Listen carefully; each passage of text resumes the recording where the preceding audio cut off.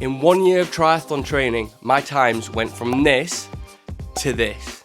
1 year ago, I could barely make it through the swim without drowning. My legs were burning the entire time on the bike ride. And by the time I got to the run, I just wanted it to be over. In this video, I'm gonna take you through exactly how I improved in the swim, the bike, and the run in only 1 year while having a full-time job.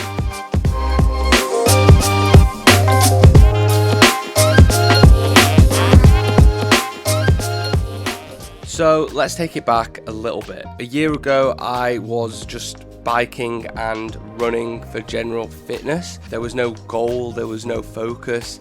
It was just for fun, for mental health, and to stay relatively healthy. So a year of training, a few injuries, and a lot of learning, and I was back again to take part in the same triathlon that started everything. So last year I did it in over 2 hours and a half, and this year I took off over 20 minutes to get a 2:09. Now, I'm not the fastest by any means, but I'm actually kind of stunned at myself to have improved that much in only the space of a year. I think it just goes to show that if I can do it, anyone can do it. Okay, let's break each part down, and let's start with the swim. So for the swim, I went from this to this. For me, the swim was all about relearning how to swim.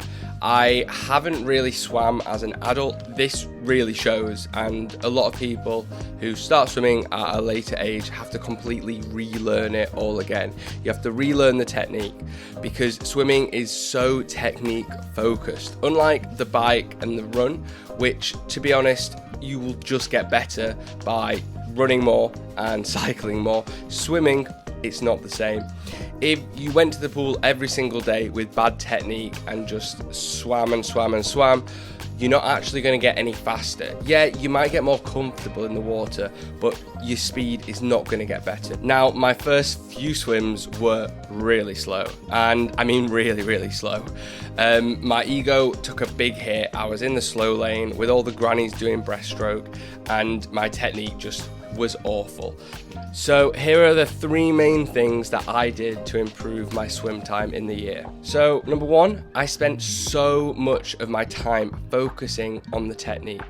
Because it's so key, you have to spend so much time relearning how to perform freestyle. To start with, I was doing 2 swims a week, and I was just watching swimming technique drills on YouTube and then trying to take these to the pool. And I think it was helping to an extent. I did see small improvements maybe in the first couple of months, but nothing huge. But the main thing that really made the difference for me was joining a triathlon club. And a lot of triathlon clubs will actually have swim sessions where you can go, there'll be coaches, and they'll just help you and pick up on different techniques and be able to watch your stroke and help you improve. So after I really focused on my technique and got that to a good level, I then started to increase how often I was swimming and also how far I was swimming. So at the start, it was around 2 sessions a week, around 1,500 meters each session. I then pushed this up to doing 4 to 5 sessions a week and doing around 3,000 meters each session. Having this consistency and having this amount of volume just meant that I was in the pool more often. I was gaining more experience, I was becoming more comfortable in the water, and this is then where I saw my improvement start to massively skyrocket upwards. And finally, something that a lot of beginners in triathlon often kind of push to the side is getting some experience in the open water. In England, it's not the easiest thing to do, especially in the colder months, but as soon as the weather starts getting better, there'll be a lot of areas, but you'll be able to get some experience swimming in the open water, practice sighting, and also going around buoys and having loads of people around you swimming at the same time. I know so many people that have done their first triathlon with no open water swimming and have just gone into panic mode as soon as they've started, and all the progress they'd made learning technique for freestyle just went away when they got in. They were terrified with everyone else around them and didn't know where they were going, that they had to do breaststroke. So definitely make sure to spend at least a little bit of time getting used to the open water. Now onto the bike. So cycling is probably my strongest discipline and the one that I definitely doubled down on over winter. mainly because it's the one that you'll spend most amount of time doing on the day, and also is the furthest distance. So it's the one that I would massively recommend spending most of your time on. And again, I'd say there were three main things that I focused on. So number one was utilizing my indoor trainer. So in England, the weather isn't great over winter, so it's definitely worth investing in an indoor trainer. So what I would do is I would structure my weeks to have one high intensity interval workout, which was probably either a VO2 max session, some over-unders, or some anaerobic sprints. And these were great to really improve my speed and overall strength on the bike. I'd then add in another interval later on in the week, which would usually be slightly longer intervals, probably around 10 to 20 minutes at a tempo or steady state pace. So these weren't as high intensity, but these were really good for teaching your legs to work at a higher intensity for a longer period of time, especially for race day. And then I'd also add in a really easy hour spin on the bike where I just put on some TV and just relax. Nothing hard, but was really good for just building that aerobic base. So the second one I'd say was making sure to get in a long ride on the weekend. Now I'd pretty much do this outside as often as possible, unless the weather was really that bad. The duration of this long ride will depend on the distance of the triathlon you're doing, but for Olympic distance I'd do anything from about 2.5 hours to 3 hours, and when training for my half Ironman I was trying to get in around 4 hours for my long rides on the bike. Now, these are so helpful just for building your aerobic base over winter, but also teaching your legs to push through the tiredness. So 2-3 hours into a long bike, it's about teaching your legs to keep going, to keep working hard. And for number 3 was fueling. So it's one of the things where beginner triathletes and cyclists definitely neglect. I had so many long days on the bike that just felt double as long because I was so close to bonking and I was miserable. I just didn't want to carry on. I wanted to stop because my body had no fuel in it. I eventually started to learn that it's so important to fuel well before, during, and after one of those long bike rides. And finally, the run. Now, I went from this to this. Now, running definitely isn't my strongest discipline, and it's one where I've had the most amount of issues, and these are mainly injuries, to be honest. And actually this leads us into the first main improvement, and I'd say thing that you should be focusing on, which is strength and conditioning.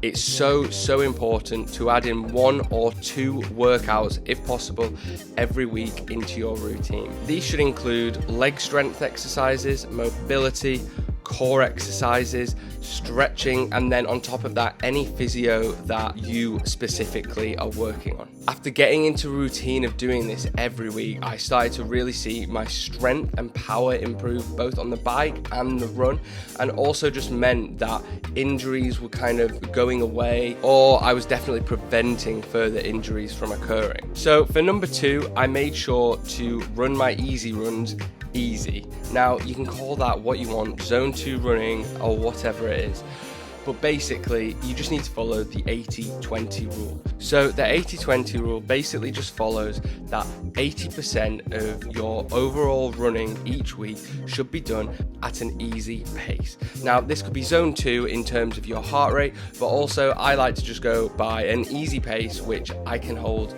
a conversation with somebody, and something that I just find really easy. And why this is so important is that, yes, you'll be doing 20% of your overall time at a high intensity, which is really important to see those improvements in terms of speed, but your body won't be able to do that the entire time. So if you're running that 80% at a tempo effort, for example, your body's just going to be really fatigued, and you won't be able to put the same amount of effort in to that 20% and really see those improvements if your body's already fatigued. So basically, make sure to run that 80% at a really easy level, so that as soon as you get to that 20% of the high intensity intervals, you can really push them. So finally, for number 3, I thought I'd give you guys one of my favorite running interval workouts that was really key for me, especially at the start of my whole triathlon journey. So this is kilometer repeats. Really easy. You just run a kilometer and then have about a minute to a minute and a half rest, and then just go again and again and again.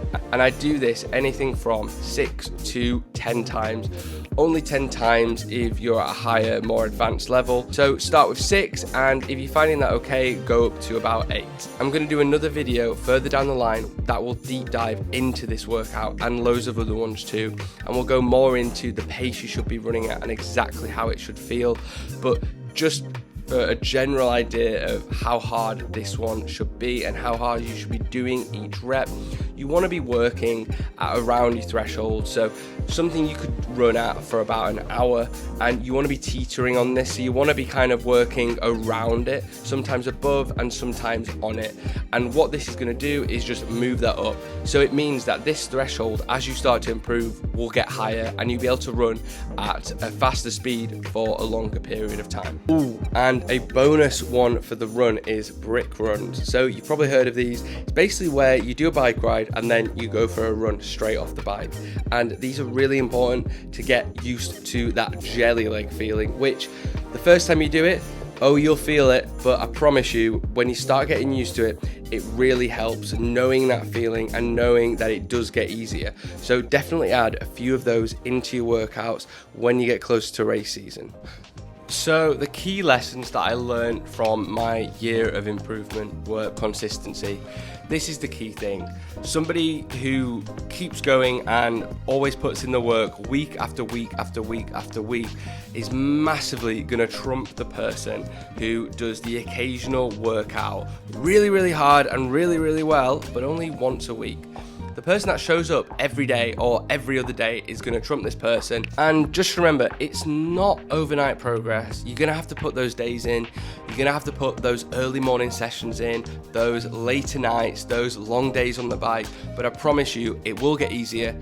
So that's how I improved in 1 year of training. And what I'm going to do over the next few videos, I'm going to deep dive into some of my favorite workouts, how exactly I improved on the bike, running and swimming, and just give you a bit more of an idea about how you can also start to improve. So if you want to see more of this, make sure to subscribe, hit the follow button, like, and also leave a comment if there's something you really want me to focus on. Maybe a specific workout, maybe how I fuel, maybe just my general diet and what I eat in a day.